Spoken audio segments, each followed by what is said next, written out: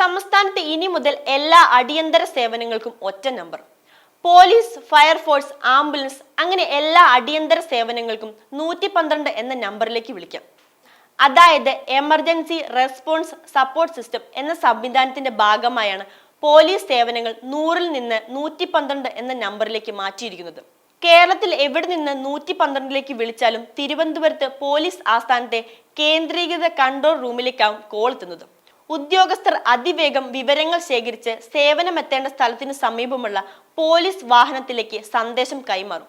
GPS സഹായത്തോടെ ഓരോ police വാഹനവും എവിടെയുണ്ടെന്ന് കൺട്രോൾ റൂമിന് അറിയാനാകും. ആ വാഹനത്തിൽ ഘടിപ്പിച്ച ടാബിലേക്കാണ് സന്ദേശം എത്തിക്കുന്നത്. ഇതനുസരിച്ച് പോലീസ് ഉദ്യോഗസ്ഥർക്ക് അതിവേഗം പ്രവർത്തിക്കാം. ജില്ലാ കൺട്രോൾ റൂമിലേക്ക് സമാനമായി സന്ദേശം നൽകും.